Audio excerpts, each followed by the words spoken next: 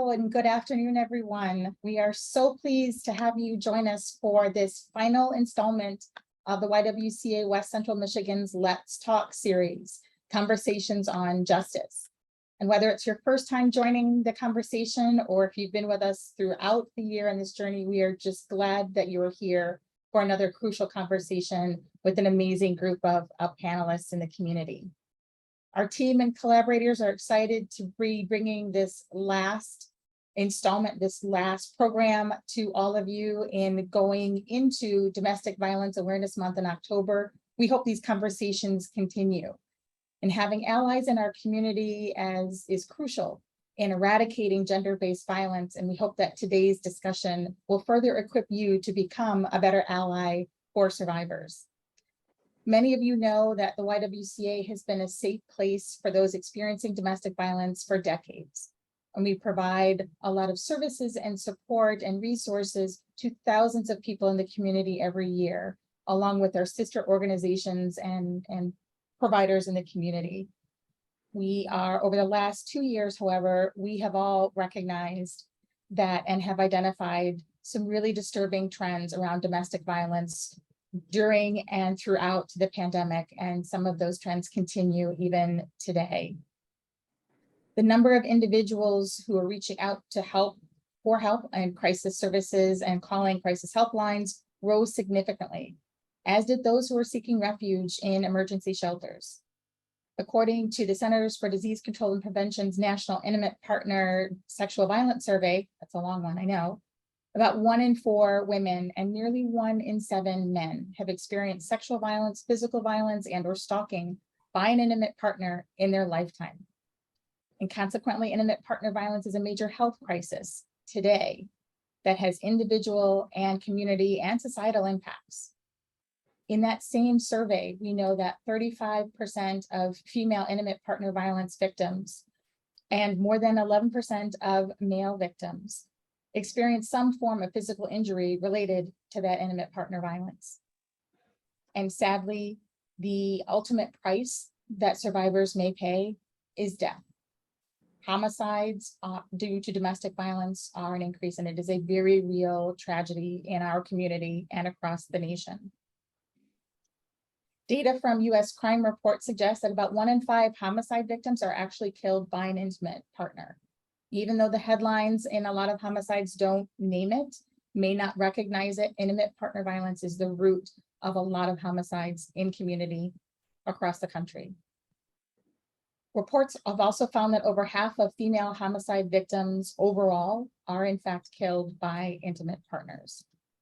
The numbers, the stories, the data goes on, and we know even and especially in marginalized and minoritized populations, they're at even higher risk for worse consequences and outcomes due to domestic and sexual violence. So the pandemic has increased and has had an immense impact on violence against women and girls globally. There's a UN report, a women's report entitled "The Impact of COVID-19 on Violence Against Women and Girls Domestically and Globally." There was a 39% increase in calls to helplines and a 50% increase in calls to the police due to violence against women and girls. So there's a lot to unpack, a lot of stories that need to be told, a lot of work that we in fact have to do. We know the statistics are truly nothing short of alarming, but we also know collectively we can make a change. We can create a violence-free community. It's in our hands and it is up to us. So we get to have a conversation today about how we can be better allies, accomplices, and supporters in that space. So before we get into that really intense and powerful conversation amongst our friends, I would like to introduce you to Cindy Rogowski of Meijer, our series underwriter, to share a few words about this really important series. Cindy. Thank you, Charisse. I'm excited to be here today. My name is Cindy Rogowski, and I serve as the Vice President of the YWCA Board of Directors, and I'm also an Associate General Counsel at Meijer. Since its inception, Meijer has been an institution that champions community support and care. The philosophy our founders, Hendrik and Fred Meijer, created includes curating and sustaining safe and healthy environments rooted in dignity and respect. Our culture of inclusion demonstrates how we support and connect with our teams, our customers, and our communities. including doing our part in the fight against inequality. As we partner to enrich lives in the communities we serve, we truly appreciate the importance of the YWCA and its mission to empower individuals and encourage a world that is free from violence. Meijer has been proud to collaborate with the YWCA in bringing the Let's Talk series to West Michigan. These discussions can be challenging, but they are necessary. We are pleased that you're here today and are happy that you've joined us on this journey. Thank you, and let's talk.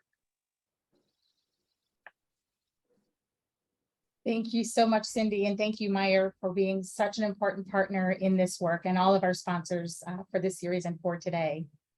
We are so grateful for Meijer's commitment to the YWCA and the work that we do. And again, I would be remiss if I didn't mention all of our other sponsors, including Steelcase, Fifth Third Bank, Trinity Health St. Mary's, and Grand Valley State University's Diversity, Equity, and Inclusion Department. So on behalf of our organization and all that we serve, thank you all very much. We appreciate you more than you know. At the YWCA, we've been pioneers in creating safe spaces for everyone, regardless of race, gender, identity, or expression. Today's conversation is in fact no exception. Even though we're joined from the comfort and safety of our own living rooms and offices and personal spaces, please know that this virtual space has been curated to be a safe space for all. So negligent and harmful words or behaviors will not be accepted. Please be mindful and respectful. If you want to share the chat function, this is a space for us to collaborate, to share, and to find solutions and be supportive of each other and those that we serve in the community. Today's talk will be recorded and available on our YouTube channel and sent to registrants in the coming days after today's conversation so that we can relive, revisit, reimagine the communities that we can in fact build together. And finally, as you all know, because you are here to be a part of this conversation, the topics today focuses on domestic violence, and that can be a really difficult topic and conversation to have. So we just ask that you take care of yourself and know that we are here, all of us are here to support you in any way that we can. So should you need to speak with anyone, please contact our 24/7 confidential and free helpline at 616-454-9922. And we appreciate your participation in today's conversation. So now I have the privilege of introducing you all to our illustrious guests. This is a wonderful group of women who have dedicated their professional lives to helping victims of domestic violence become survivors in multiple ways. So please join me in welcoming the YWCA's own Stephanie Solis, Director of the Nurse Examiner Program, Tara Ade, Senior Program Director at Safe Haven Ministries, Sharon Williams, General Counsel and Chief Regulatory Counsel at Flourish, and former Senior Counsel at Miller Johnson, and the YWCA's Program Director for Domestic Violence Crisis Services and Sojourner House Emergency Shelter, Eileen McKeever. So welcome all. I have some really interesting questions for you, and I'm excited to hear this conversation. So let's get started. As we know, justice looks different for every survivor. With support, some choose to utilize all tools and resources that are available to them. Others choose to navigate this journey on their own. It is their choice, and we are empowering survivors to make those choices for themselves. So a question that I will pose to all of you is a kind of softball question. What's currently being done at the local, state, and national level to help support victims of domestic violence? Okay, I'll jump in. So first of all, Charisse, I'd like to say thank you for inviting me, even though my current position does not afford me the luxury of giving up my time to the YWCA as I have in the past. And I think this question opens the door to how I became involved with the YWCA professionally. In 2021 or 20, our then managing partner, I guess he's still a managing partner at Miller Johnson, came to me and said, you know, you had some ideas about how we should target our pro bono activities in the community. And I'm wondering if you'd be interested in heading up a pro bono project that targets that, and you get to pick how you target that. And so we discussed a lot of ways. And the first thing that I wanted to do was to help women who had been trafficked. And what you find in West Michigan is there's not a centralized organization that is already targeting those women. There are services out there, but it wasn't easy, if you will, for me to tap into the best way to provide legal services to that particular group, because they didn't, their needs are just so varied, which then led me to how can I help domestic abuse survivors, which immediately made me think about you, Sharice. And it's why I reached out. And what Miller Johnson allowed us to do was to create a program where I had a team of probably 6 or 7 lawyers, a couple of paralegals, and we went through a training with the YWCA. And one of the things that I want to talk about and why this is so important is what the YWCA offers to people who want to help, because you often believe that you understand what it means to be in that type of a stressful situation. And you think, well, just leave, or you think just cry, just say help, raise your hand, go to these services. But you have to understand how to approach women in these situations, women and men, but most of the clients that we dealt with were women. We did have some men. And the training the YWCA offered us was just impeccable. And particularly for someone like me, who is a domestic abuse survivor from the time I was in my 20s, I thought I understood how to have those kinds of conversations. I thought I understood how to interact with women who were in those situations at that moment. And one of the things that I learned during the training that we did with the YWCA prior to taking women on as or people on as our clients was you have to approach these very vulnerable individuals, not only with a sense of compassion, not only with an openness, but with a sense of non-judgment, because you could get someone who has gone back to their abuser a number of times. They still want to get out, but they have not figured out a way.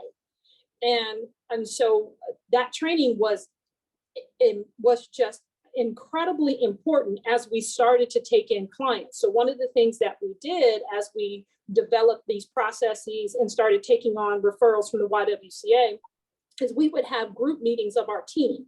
And our team of lawyers was varied from old people like me to really young lawyers who had only been practicing a couple of years. And one of the things that we talked about was we navigated as a group difficult conversations, because not only do you have to come to them with all those things that mindset that I talked about, but what they need you to do is to stand in the gap for them, because many of these people were being financially abused. Some of these people were being litigiously abused. Some of these people were being held hostage in the homes that they owned because they couldn't figure out how to get their abuser out of the home, because we were in a period of COVID when you couldn't evict people.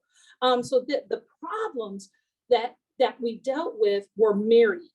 And I think that I was proud to be a part of a small solution for a defined period of time. And it was some of the most impactful work I have ever done in my 28 years of being a lawyer. Watching people find hope in our willingness to offer them our legal services that they could not otherwise afford. So I do believe that there are other organizations who are doing those kinds of services. It's just hard to tap into them, but they do exist. And I would say that to the extent that there are people who are watching this, one of the things that I would encourage you to do, if you're one of the kinds of people that I've just described, you have some of the situations I've just described, I would say reach out to Miller Johnson and to the YWCA to figure out whether that you can receive that help. Because it is the number of people that I personally helped who I hugged because they were crying so hard, because they were so thankful that we were willing to give of our time to try to help them was selfishly very rewarding for me. Thank you so much, Sharon. I think that that speaks to the creativity and the willingness of an entire community to stand in the gap, even when sometimes we don't know where that gap is or where it came from, to say there is something that we can do together. And that actually speaks to a question I want to pose to you, Tara. We know that domestic violence knows no race, knows no gender, no creed, no background. And we know there are plenty of studies globally and nationally that suggest that nearly 20 people per minute are physically abused by a partner. If you do the math, that's more than 10 million people in a year. That is unheard of. We know that in Kent County, there are multiple ways and there are multiple coalitions and groups that are coming together to figure out a way to address that challenge on a more robust kind of global scale. So I wonder if you can talk about what is commonly known as DVCCRT, and maybe tell everybody what that acronym means and what steps are being taken right here in our own county, not just in Grand Rapids, but countywide, to address that challenge. Yeah, absolutely. So yeah, one thing that we do really well in West Michigan is give these really long, complicated acronyms to community members coming together and trying to, I'm going to use your language because I think it was perfect, like stand in the gap, right? And so the DVCCRT is the Kent County's Domestic Violence Community Coordinated Response Team. I'll use DVCCRT. But yeah, it's a multidisciplinary team. You know, one of the things that always makes me really proud to be a part of that space is truly to see the wide variety of representation that you have in that space. And when I think about the multitude of things that victims and survivors are often coming forward and seeking when they want that justice, when they want that safety, is that it isn't hardly ever oriented in one area of our community. And, you know, particularly coming out of a pandemic, like those issues have been amplified and intensified. And so, you know, over the last few years, the DVCCRT has been really doing a lot of, I think, asking questions, and to be frank, asking really critical questions, like where are those gaps? What are those things that we keep hearing from survivors again and again? Particularly where they try to seek justice and the systems aren't positioned to help them seek that justice. And that's really hard because I think, as we all probably can, you know, share in the tremendous amount of bravery, risk that survivors take in coming forward. And when that's met with resistance or failure, it can be paralyzing. And so as we've asked those questions, as we, you know, Kent County just got done doing its first domestic violence homicide review. We did some really intentional system mapping to figure out, like, where are these breakdowns happening? Because at the end of the day, to do this work well means to listen. It means to ask survivors, what do you need? What aren't we doing and what could we be doing better? And so, you know, out of that, there was this tremendous opportunity that our county has been afforded through the American Rescue Plan Act, ARPA. And I remember hearing about one of the first meetings that they had about this funding, and they said, what is the transformational change that you want to see in your community? And what a better way to think about transformational change than to hear what survivors want and then put that into action. And so the DVCCRT has put together this, I think, really robust plan and proposal.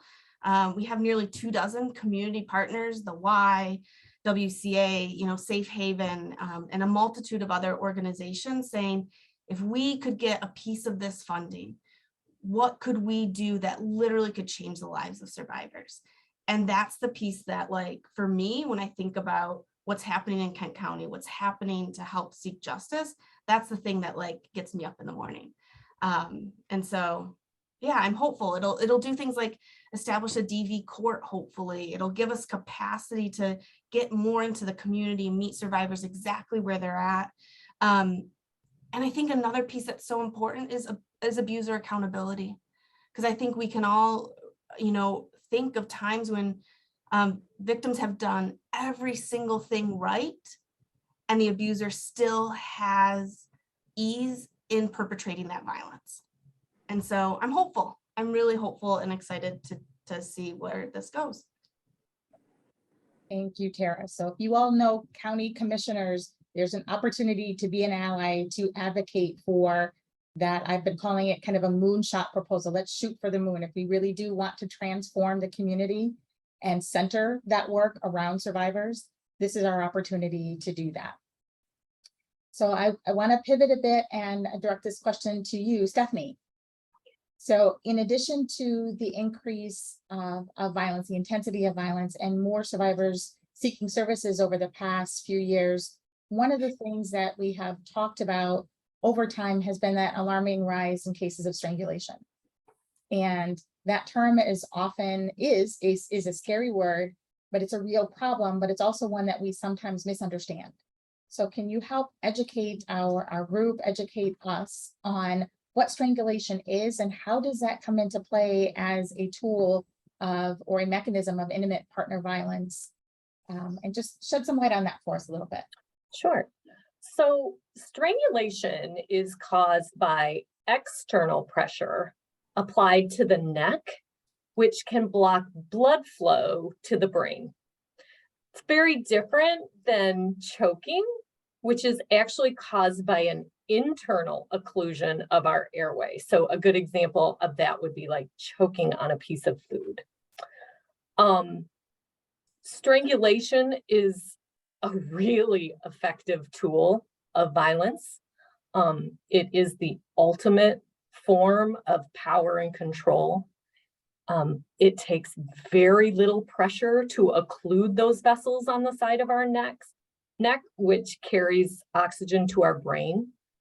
So with very little force, a person can be rendered unconscious in as short of time as 6 to 8 seconds.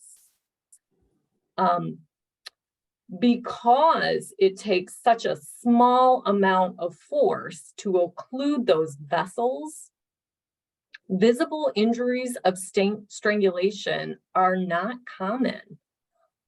Statistics tell us that 60% of patients who are strangled do not have visible injuries. However, the lack of visible injuries does not minimize the severity of the strangulation event. We've learned that many patients do experience symptoms associated with strangulation. So we assess for those symptoms and provide medical recommendations based on those presenting symptoms. The nurse examiner program is staffed by an amazing team of forensic nurses who are trained, specially trained to assess for strangulation. Our program is accessible 24/7. We provide these exams that include a head-to-toe physical exam, evidence collection, which typically includes photo and written documentation of the assault. Patients do not have to report their assault to law enforcement in order to have the exam, but we do let them know that the photos and the exam records are kept indefinitely. So the medical exam is available to the patient if and when they ever decide that they need it. Now, Stephanie, I find it fascinating that it only takes 6 to 7 seconds of, forceful pressure to the sides of the neck. But so once you get past that time period, or prior to that time period expiring, you will not see physical signs on the neck, but will the victim have any sort of mental acuity, agility, any sort of physical signs that they will suffer in that time period that are lasting, or do they return physically to normalcy prior, to the physical state that they were prior to the strangulation event? It's a great question. Strangulation is very dangerous. It can have long-term health consequences. Patients can have a cardiac arrest. They can have shearing of vessels in their neck. They can have strokes. And are all of those particular, or are all the outcomes that you just described what can happen in that 6 to 7 seconds, or does it need to be longer to start to experience those kinds of effects? I think that is definitely on a case-by-case basis, right? Typically what we know about domestic violence, patients who come in for domestic violence exams, is that they haven't been strangled just once. It's typically a form of control that has been utilized for long periods of time. Our bodies are pretty amazing. You can render somebody unconscious that quickly, but they also rebound about that quickly. So, the tricky part in dealing with people who have experienced this form of abuse and or bullying, because to me it's all tomato, potato, because it's all about being a bully. But when they rebound, there were clients that we saw who it took them these kinds of things happening to them more than once to start to see this is not how I should be treated, because their bodies bounce back. That's a great point. Strangulation is minimized. It will never stop astounding me. People will tell me all about the assault, and until I ask specifically if they were strangled, and by the way, most people call that choking, which technically not, but they won't mention it in the assault history. So you really have to ask specific questions about strangulation. And the more it happens, the more dangerous. It's always dangerous. Yeah. But the risk factors go up higher. Yep. A number of years ago, we started implementing that in our assessment as people are looking to access shelter. And we do say choking instead of strangling for those exact reasons, because sometimes if we would say, have you ever been strangled before, people's thoughts are, I'm near death, I'm about to die. And we do use the language choking, and we've added that to our lethality assessment, because that also includes when somebody holds somebody up against the wall like this, and it's not just hands on this way, but it can be various forms, and and we shared that with those who we're doing the assessment with, and sharing that, telling them how dangerous being strangled, being choked is.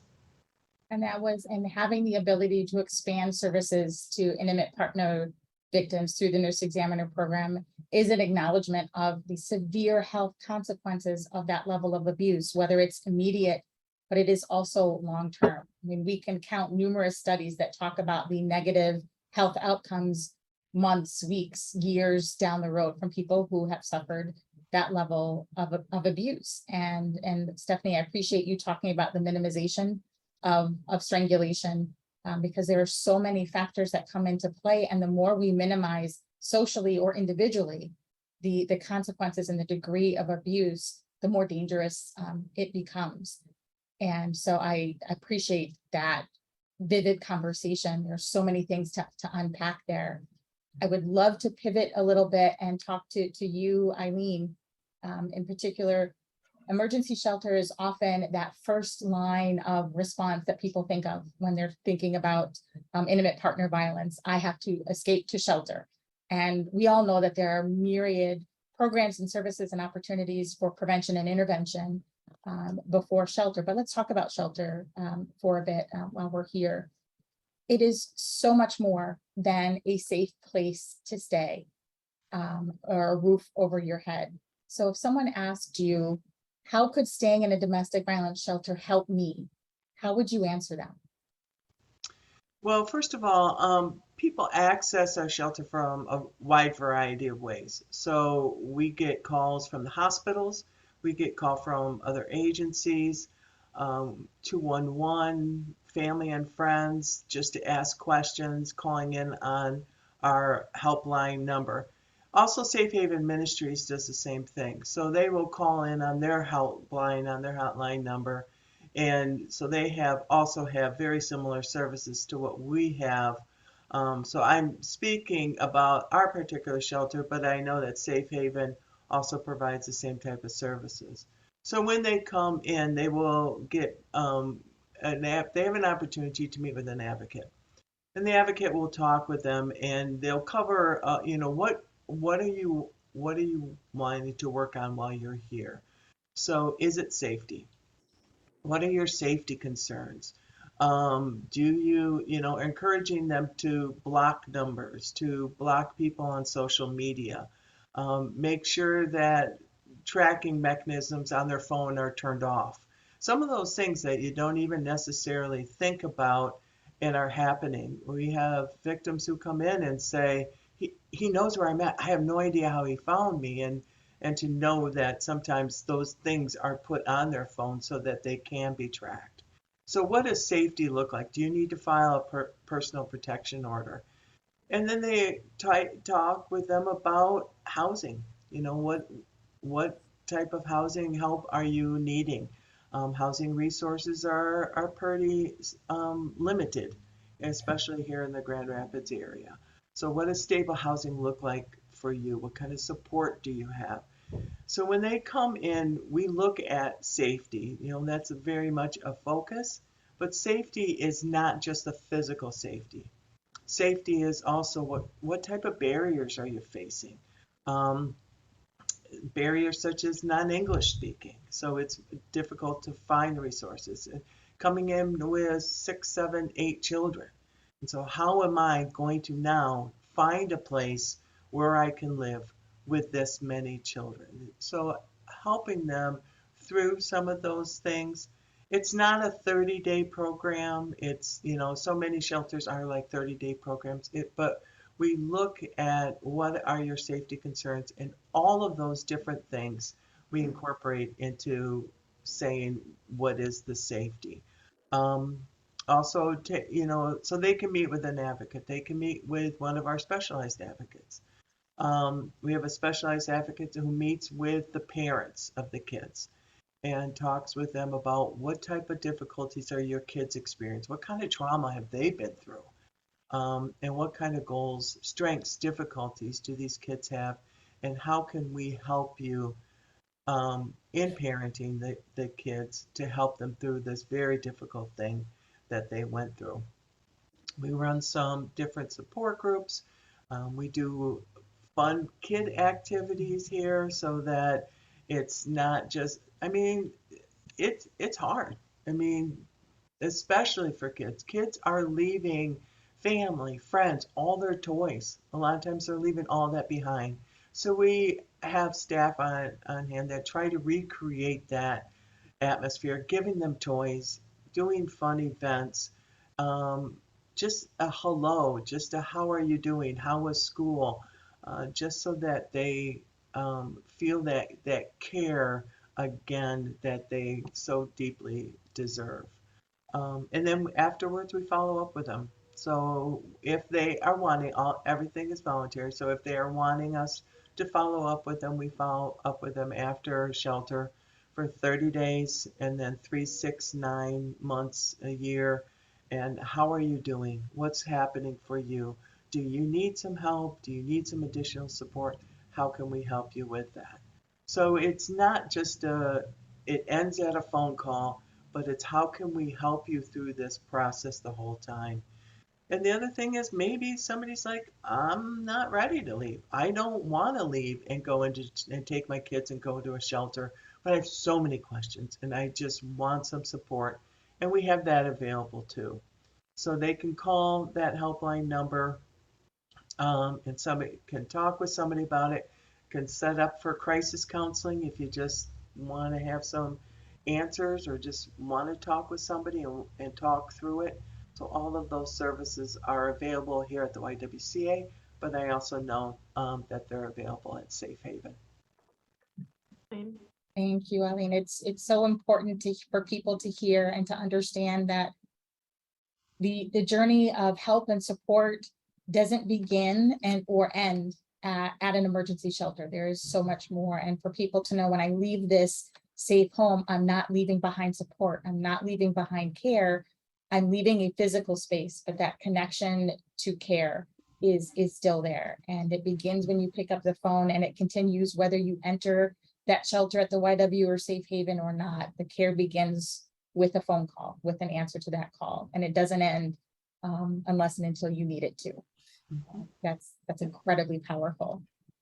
So we've been talking about domestic violence, and it is a very complex issue, but there are some kind of core principles and concepts that are important for the community to understand. So I don't want to use that term too loosely because it can be a lot to unpack. And we've talked a little bit earlier about domestic violence not just being that physical abuse, but so many other aspects for it. So I'd like to throw out to the group as a whole.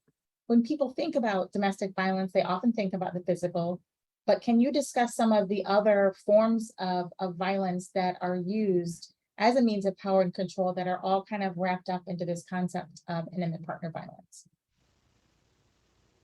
Sure. I didn't see Oh, go anybody's ahead. mouth open. I'm gonna. There were a number of situations that I had never even considered that our team ended up handling. So it's common to see the access to children or the control of children's schooling, visitation. It's that mechanism or that lane relatively, I wouldn't say common, but I think we understand and we've seen that. One of the things that I had not seen, and it could be again because I'm old, but I was amazed at the amount of social media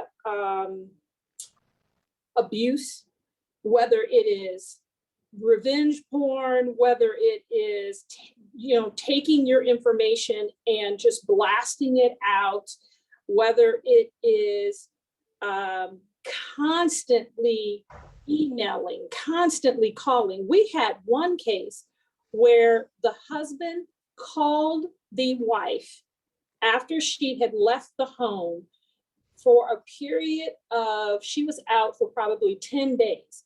He called or texted her phone 400 times in a 10-day span. And when she initially said it, she was one of the earlier cases that we dealt with. When she initially said that, the lawyer in me was skeptical. It was like 400 times, like, how did you count that? How did you, or saying that he was so over the top that you just picked the number 400. I didn't say that to her, but clearly my face must have communicated it, because right at that time she pulled out her cell phone bill and she showed, because she had counted, because she said, I can't tell you how many people don't believe me, because if you met the guy, you would have thought he was a wonderful person. He had all of the trappings. He could talk. I had spoken to him a number of times.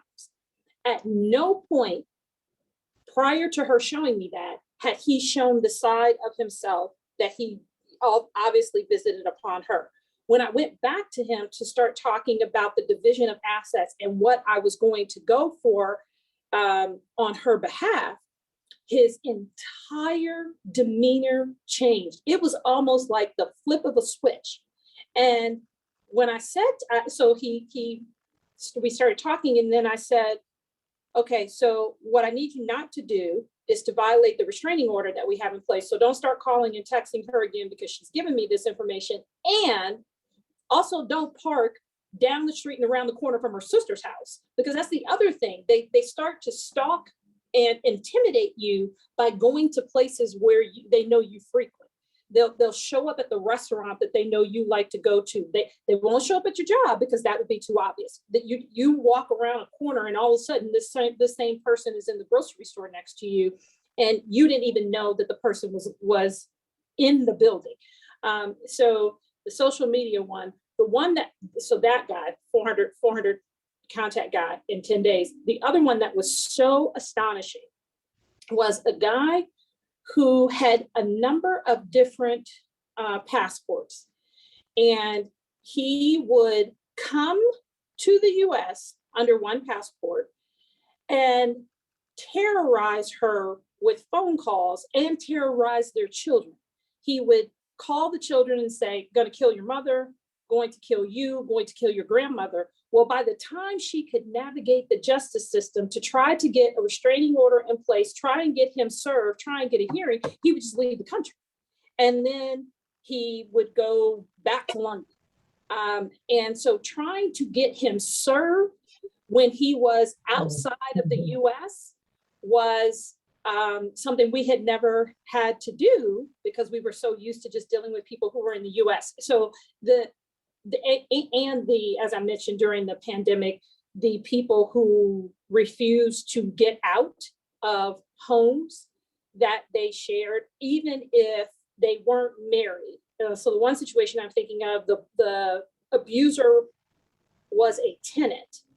And by a tenant, I mean, they literally had a rental agreement. They began a relationship. The relationship went south right before the pandemic, but she couldn't put the person out because there was a moratorium on putting out renters during the pandemic because so many people lost their jobs. So he just continued, and she couldn't get a restraining order because they were in the same home and they had all of these cross mixing of assets. It was, that was a very challenging one to navigate as well. So those were some of the ones that I just hadn't considered, had never seen, and I do continue to be amazed at how far people will go to inflict pain upon the person that they have abused. Like, it's not enough to physically abuse. It's not enough to taunt you. It is almost a level of maliciousness that is really pretty uncommon. That's some of the things that we saw. It is, I think in years in this work, I think everyone can safely say you think you've seen it all until. I'm curious, Tara, what are some other forms or areas or types of abuse and power and control that people often don't think about that really come into play in the lives of survivors? Yeah, the one, and a couple of you kind of have touched on this, but I think using children can be that thing for survivors that paralyzes them, and it's what I mean by that is not even necessarily directly abusing the child, though I would say domestic violence is a parenting choice. Right. Yeah. It is using that child as a tactic, as a tool to further exert power and control, to exert those elements of coercion. And then the criminal justice system gets mixed into that, and the family law system gets, mixed into that as well. I'm thinking about the recent domestic violence homicide that we conducted here in Kent County. And yeah, there were so many elements of that case that mirrored what I know advocates at Safe Haven have observed time and time again. I'm sure at the Y as well, where it's, if I, have access to the resources and the funds and I'm getting 100% or even 50-50 legal and physical custody, or I'm constantly, bringing things forth before a judge and I'm tying you up in all of these things, that becomes a tactic of my abuse and coercion. And a lot of times for survivors, it's, well, if I go back, at least then I can have access to my children. And it's just such a hard place to see survivors at, where more than anything, they want to keep their children safe, and yet the decision they're being forced into is often contributing to that generational trauma. You know, Sharisa, another one of the things that I saw, and I don't know where you all who are in this space on a daily basis feel about this, but there were a number of our clients who had recorded their abusers unbeknownst to the abuser. And so they would record those conversations where they're just where they're showing their real selves and how they treat themselves. And so I don't know, do you all counsel survivors to try to capture that information? I know I found it helpful as the lawyer in the situation. It certainly goes a long way to trying to move the needle of justice in favor of the survivor, because you've got real-time evidence of the abuse. But I also know that it poses risks. As I think about one of the cases we had, the husband was a gun owner but was also a felon. So he wasn't allowed to have guns, but he did have guns. And when the police questioned him, he said, nope, don't have any guns. And the wife said, no, yes, he does. And here is video of him brandishing the guns at me, where he had just given ownership to his children, but he still had access to them. So I know it can be a very dangerous thing to try to get that kind of evidence. So what do you all tell survivors as when it comes to trying to record anything for later uses? One of the things we tell them is a lot of times they'll get text messages. So we tell them to hold on to those text messages or those voicemails, because frequently they will send a voicemail message that's very threatening or a text message that's very threatening, and encourage them to hold on to that. One other thing that I wanted to quickly mention, and I know we need to move on, but I wanted to mention is that I also want people to realize it's not about, so often what I have heard with victims, survivors, is they're like, oh, well, he never lays a hand on me, so I'm not in an abusive relationship. I don't get 400 text messages within a 2-hour period of time. So this doesn't apply to me. This doesn't apply to me. And what I would encourage them to think about is that, do you feel at any point in time, various tactics, whatever it may be, that I am being controlled, that I am being isolated, that this person is trying to end relationships with my friends and relationships with my family. And it can come across like an attractive thing. It's like, oh, no, I just want to spend time with you. I really like it when you wear this particular outfit. So can you go change and go put on that particular outfit? So it's not just a matter of the physical. It's not just a matter of the extreme things, but it's that controlling behavior over time. And that, do you find yourself saying, I think I'm losing my mind. I think I'm going crazy because I know I said this. I know I did that. And so keep those things in mind too. That's a good point, Eileen. Yeah, I love the question you asked, Sharon, specifically about what do you advise people on in terms of recordings or collecting evidence. And I think one of the universal answers that we often give is it really starts with listening. What does safety look like for you? When I've often heard people say, if a survivor says this person is going to kill me, believe them, because they know that person better than anyone. So who are we to question if there might be an opportunity to record, and for a survivor to say, if he found out that I recorded him, that would be the end of it. We listen to that because they know that person's behavior and likely response better than everyone.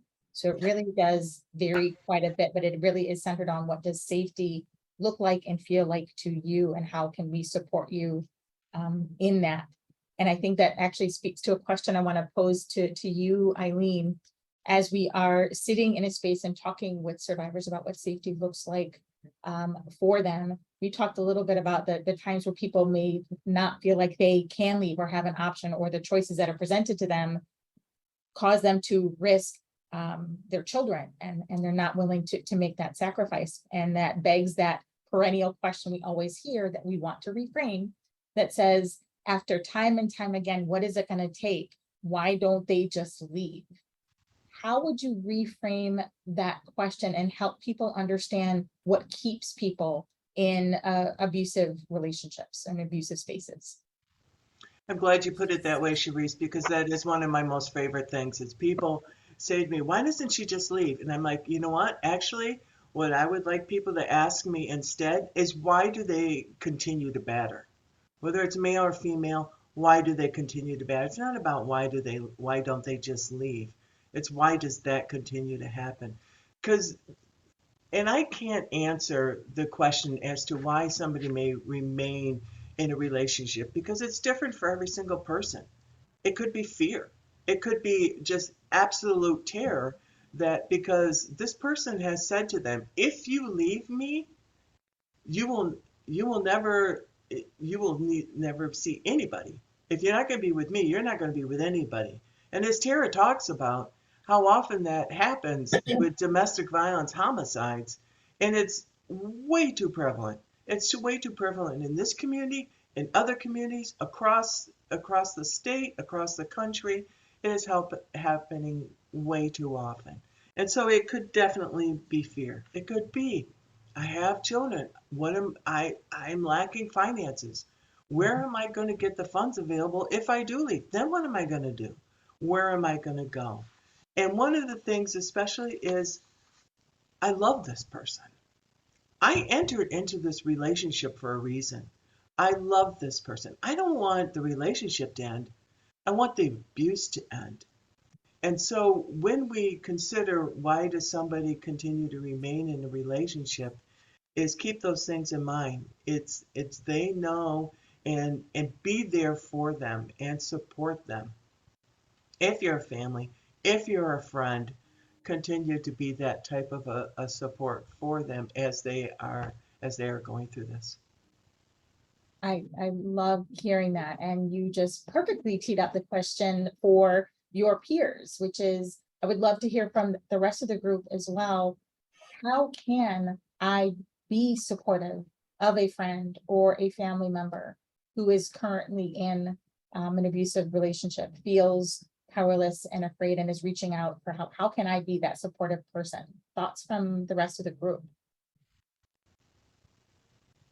You know, I think to piggyback off what Eileen said, I think you better be ready to be in it for the long haul.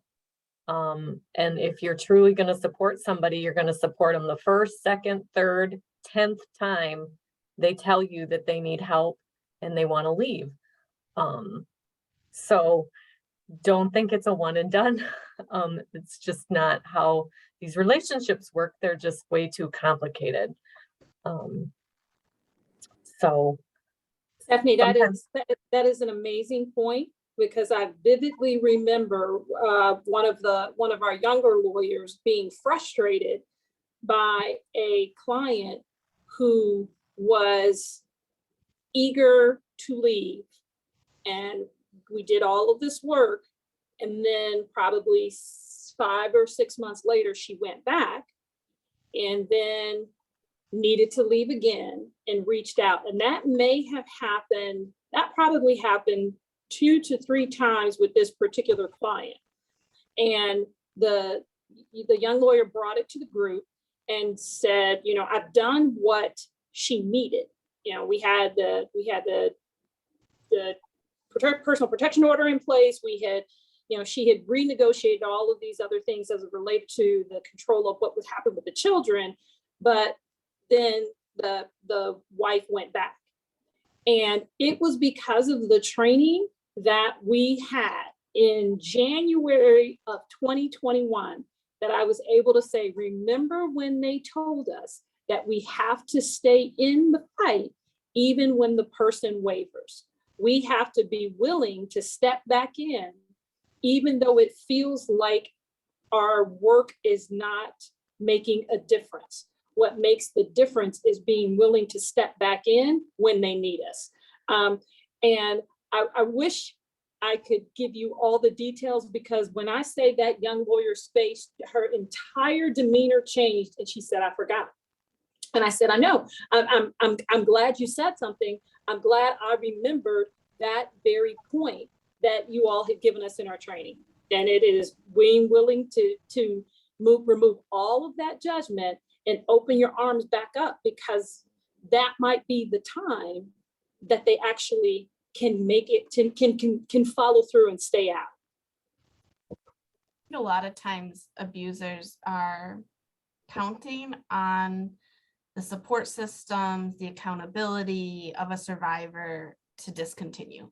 Like it's so much of their tactic, right? And so hearing both of you just speak on that, I think, and it's not to say that we can't practice good boundaries, and we can't practice good care for ourselves and doing this really tough work of walking alongside survivors. But when I think about like what helps survivors move towards justice, I think it is community support and it's community connection, and abusers directly get in the way of that. And the smaller a survivor's world gets, the easier it is for an abuser to abuse. And so it is like thinking really creatively and out of the box and thinking like, okay, if I don't have the capacity in the 7th or 8th or 9th time to walk alongside of you, how do I make your world bigger? How do I make your support system bigger? And it's small things, right? It's that neighbor that can check in and say, hey, that noise I heard, it is my business, because your health is tied to my health, is tied to my community's health. And I'm not going to stay silent on it. I may choose an appropriate time to talk to you about it, but I make it my business because I want your support system to be there, because that's going to help you hopefully feel like you can live outside of this abusive relationship. Oh, I love that statement about making a survivor's world bigger, because my goal as an abuser is to limit access. I'm hearkened to a training that I attended, and an exercise that was built into that training, and it was a string exercise. You all probably know this. And it was a beautiful illustration because it starts with a survivor at the center and all of these strings tied to different people, one of them being an abuser or their abusive partner. So there's, ties to their mother, their church, their school, their work. And over the course of time, when people start dropping that string and start disconnecting from a survivor because they don't want to hear it a 4th or a 5th time, as those strings drop, the last string that's left is the string that is tying you to an abusive partner. And the rest of the world has kind of fallen away. And that's a really compelling message. And to flip that around and say, if we respond differently, we are the ones that hold on to those strings, and there's less of a need and more of a likelihood that that survivor can drop that one string to an abusive partner, because I have multiple strings that are attaching me to people that are loving, that are supportive, that are affirming for me, that are healthy for me. So I get chills when I think about that concept of making someone's world bigger, because that means so much. So thank you all for that. Just filled my heart a little bit. I appreciate that. I just quickly, just to add to that, we talked about how we can support survivors, but also at the same time for the survivor who's listening today to remember that, to throw out those different lifelines, because so often they have heard, nobody's going to believe you, you are all alone, and not have that type of support. So reach out. And if in fact you reach out to this person and this person says, you know what, I'm done, I don't want to hear you more, don't let that stop you. Keep reaching out until you have that community surrounding you, because when you have that community and that wall surrounding you, it's much tougher for that abuser to get in and to be able to pull you back into that life.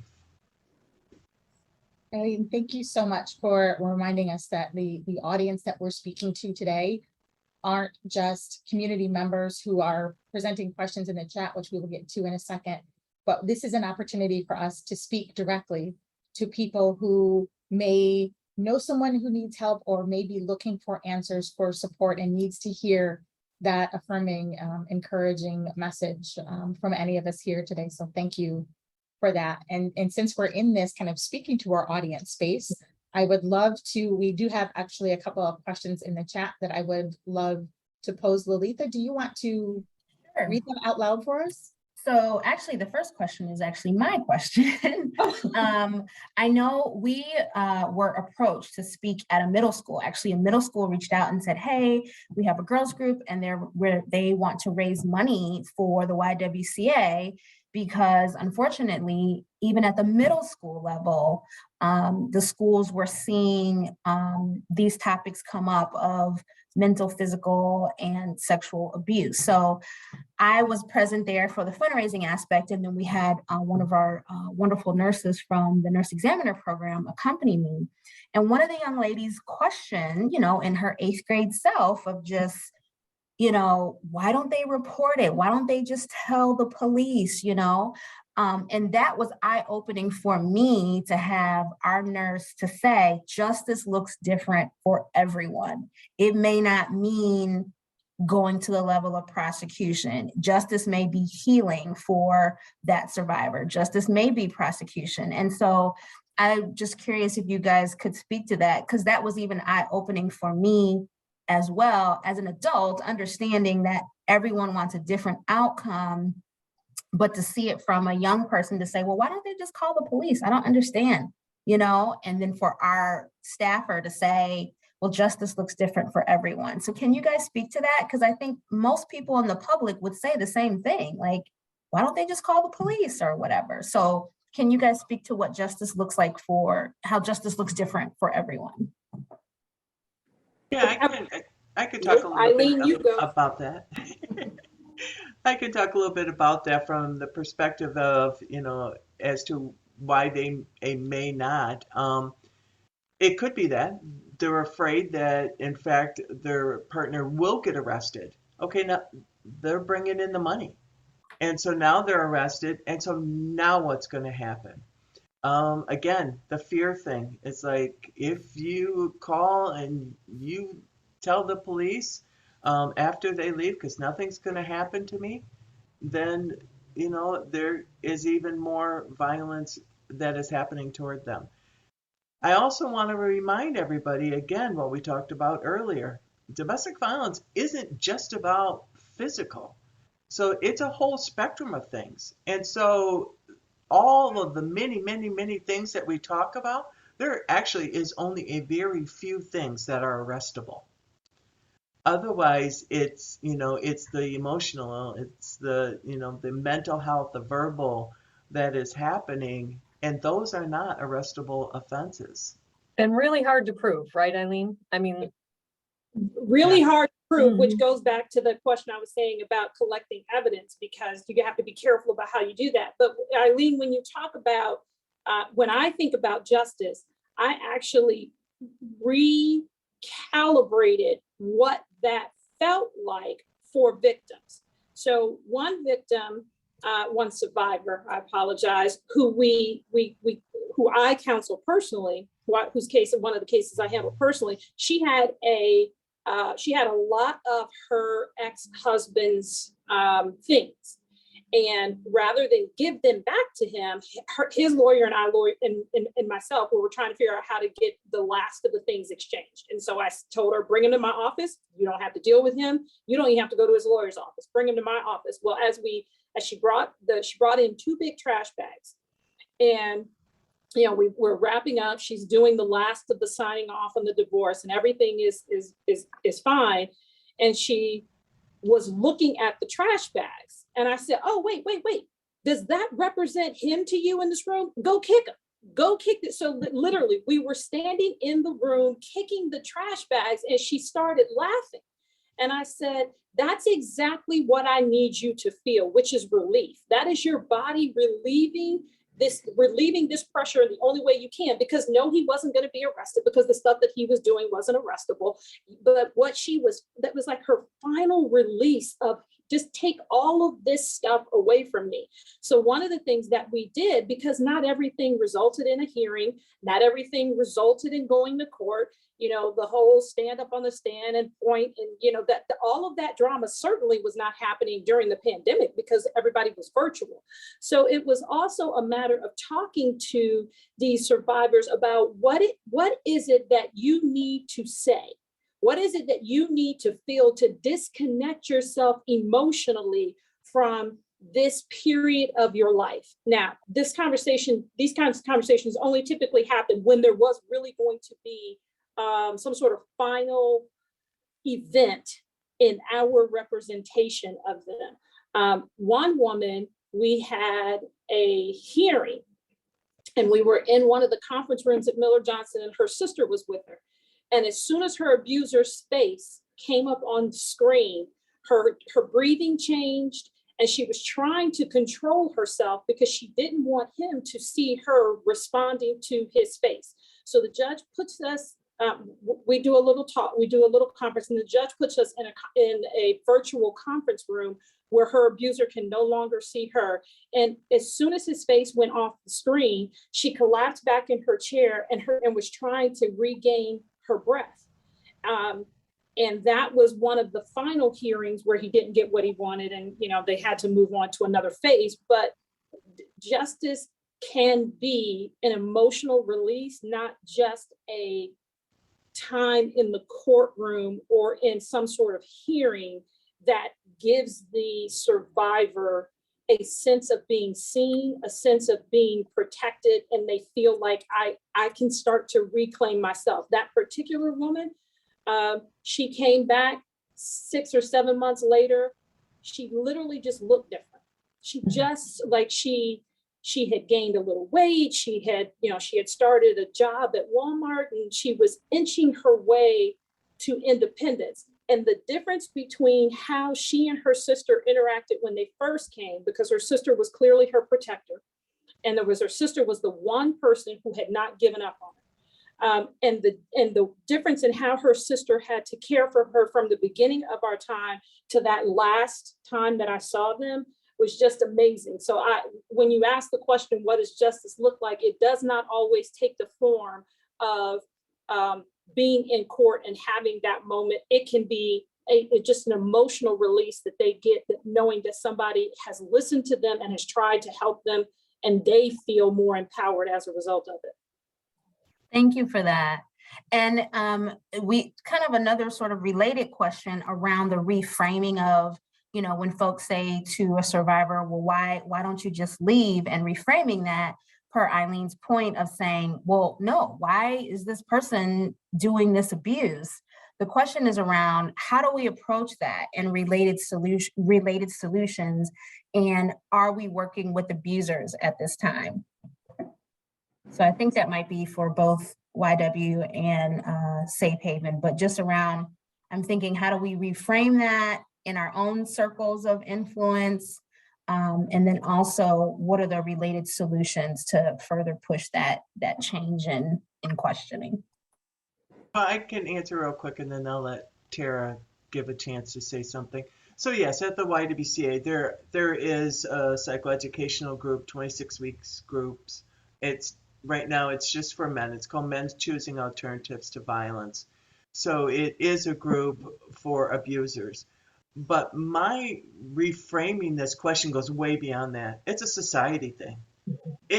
As a society, we have got to start making this change. We have to hold abusers accountable, but as a society, we have to hold abusers accountable. We have got to stop victim blaming, which is happening. Why did she wear that? Why is she going out at that time of night? Why? And even as victims believe that. Victims think, if only I had not said, then I probably would have not gotten beaten. I probably would have not gotten yelled at. I probably would not have had the silent treatment. So it's so big, but yeah, it's far greater than just having that class. But it's, as a society, we have to make these changes. Yeah, I would just echo what you said, Eileen, like that system part of it. When somebody fears for their life, truly fears for their life, their dignity, their humanity, and an abuser is navigating their world as if nothing happened 12 hours later, we have a problem. We have a really big problem. And incarceration isn't the magic solution either. It's not necessarily rehabilitative. But yeah, accountability, I probably sound like a broken record, but like our systems have to change. Right now we put so much emphasis, and you all have said this, like on victims and survivors to drive their justice. Mhm. And that just seems really backwards. They didn't ask for this to happen to them, and they shouldn't have to be the single thing we count on to ensure that the abuser's violence stops. I've often said that it's like the victim should be able, the survivors should be able to stay home with their 6, 7, 8 children. They should be able to stay there, have the abuser leave, and I'll run the shelter for the abusers. You know, they can have them come and stay here, and yeah, there will be some educating, and but that they can stay and stay safe. But right now, that's not happening. They can't stay safe even with a personal protection order. And so until this big global societal thing changes and everybody becomes involved and says, it is my problem. It's not just a private family matter. It is my, like you said earlier, it is my problem because, you know, it affects all of us. And I Eileen, just- just to piggyback on that. Oh, go ahead, Sharon. I was just gonna say, I am in awe of the people who work in this space on a daily basis, because I did this work for 1 year, a little over a year. And I know what it did to me and how I lived with these stories and with these children and with these survivors. And it is amazing to me, truly. And I thank you for the work that you do, because you could all choose to do something else. But, you know, and I know it sounds like, you know, it sounds like a Hallmark card, but really what you do is amazing. Okay, you're laughing. I'm serious. It's amazing that you all continue to show up for survivors day in and day out with just incredible hurdles and challenges in your way. Incredible work that you all do. It really is. Thank you for that, Sharon. Absolutely. Yes. Hats off to our panelists here that are doing that direct work, and folks across our community as well as across the country who are doing this extremely important work on a daily basis. There was another question that came in relation to the work that is being done with men who are the abusers. How do you handle that work, and how do the abusers enter the program? Are they ordered to do so, or are they there voluntarily? Okay, I guess I'll answer that one again. I was looking at you, Eileen. I know. I'll answer that the one again. Actually, I had the opportunity to co-facilitate one of our men's groups a long number of years ago, and I did that for about a year. And yeah, it was amazing work because in working with them, and you know, it's a great program. And to answer, is it voluntary? Not very often do people voluntarily join. Most of them have been arrested. This is part of their probation, is they're required to attend. But I do have to say that in my time, and I think, you know, our counselors who also do this work would say this too, that there are times where it's just so very rewarding. And I'll just share one story very quickly. And this guy was arrested, was required, and what he ended up, his significant other was throwing his clothes out of the house and throwing him to a mud pile. And so he ended up grabbing her and pulling her by the hair into the bedroom. And so one of the things that I do want to talk about in regard to abuse is it's not about that, oh, this person doesn't do anything wrong. it can be an unhealthy relationship. But I do want to say that once you start using control, that once you start using violence, you have crossed that line. And now the sole responsibility of it falls on you because you have used that abuse and you have used that as a means to try to control the other person. And so that is something that this gentleman was able to say is, you know what? I was in the wrong. Yep, my clothes were being thrown out. My clothes were being thrown into a mud pile, but they were just clothes. I should not have used violence in an effort to get my way. So I just want to share that. But I think it is, and thank you, Arlene, for taking that one. We should have Matt here, who's one of our directors who co-facilitates that group. I have heard from others who co-facilitated that. What's helpful in that title is choosing. So you may not have chosen to come to this group because the court said you had to, but what you choose, what you do with that education, what you do with that fellowship with other people, what you do with that information is up to you. You can, in fact, choose to respond differently. When you are angry and you're in a heated argument with a partner, how you choose to respond to that, how you choose to end that argument actually is up to you. So as much as it is an accountability group, it's also empowering people to choose differently. Because violence and power and control are all choices that we make. We don't have to, we're not wired to do those things. We're not wired to abuse people that we claim to love. We have to actually make a choice, and having that space where people who have chosen inappropriately or wrongly before can hold each other accountable. So you can see light bulbs go off. There may be one person in that group who says, you know what? I decided I wanted to behave differently because I didn't like the model I was presenting for my son.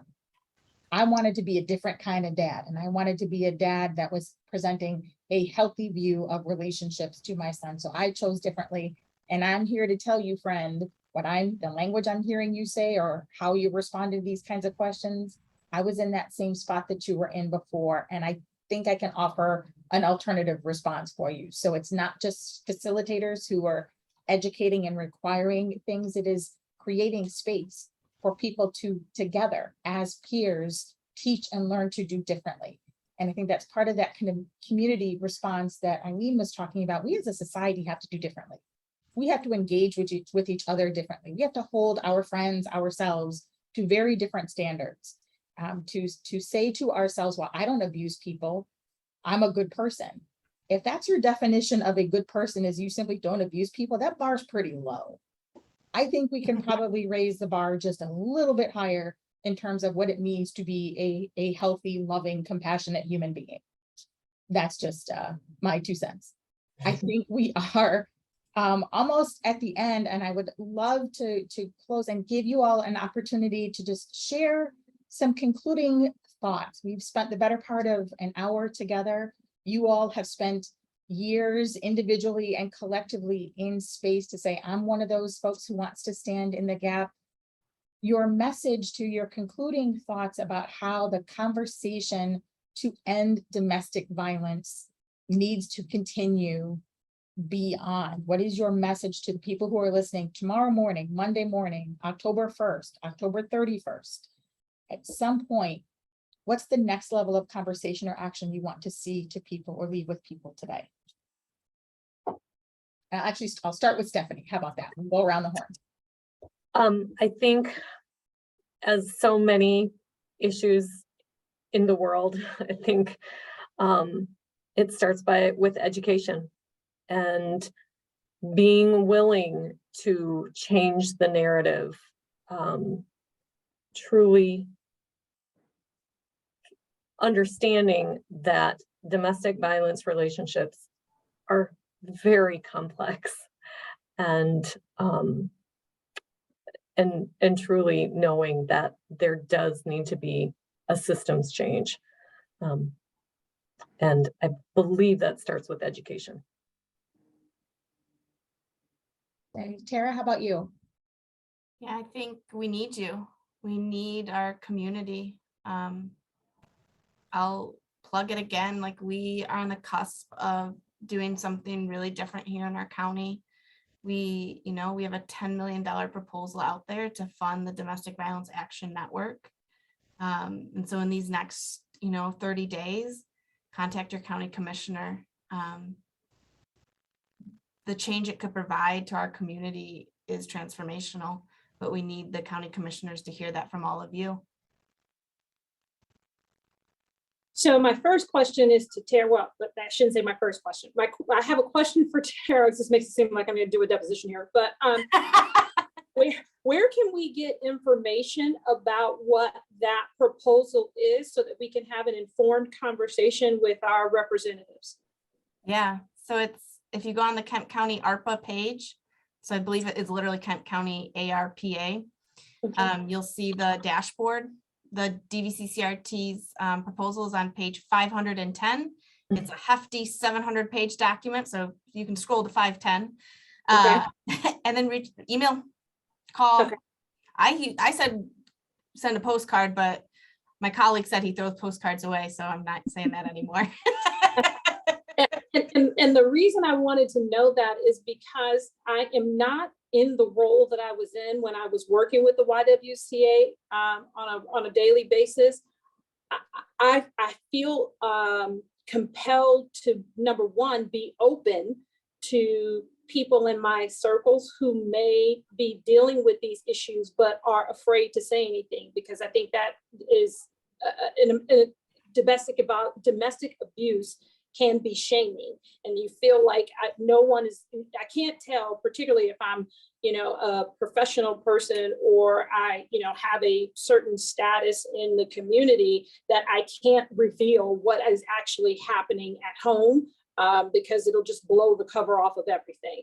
And so the one thing that I want to make sure I do is I'm showing up in my community as an open, non-judgmental space who can direct people to you guys who are the professionals to help. So I see myself as a conduit in that way. And reaching out to my commissioner. So thank you for posting that in the chat. Eileen, you get to bring it home. All right. So I just want to reiterate what I said earlier. Just for those victim survivors who are out there, remember, it is not your fault. No matter what you've been told, it is not your fault. And believe the person, no matter how many times, and support the person no matter how many times they may return. And for both victims, family, and friends, remember that there is support and there is help available. You don't reach out. You don't have to do this alone. That's what Safe Haven and that's what we are here for. So reach out to us if you have questions, if you want that type of support. And then I want to put in one final plug, and that is on October 3. It's a Monday at 6:15 at night. There will be a candlelight vigil for us to remember those who have died over the last year in Michigan. It's being held at the blue, which will then be purple, bridge on the Grand Valley side, right, Tara? Yep. On the Grand Valley side. So October 3, 6:15 p.m. I would love to have you be there.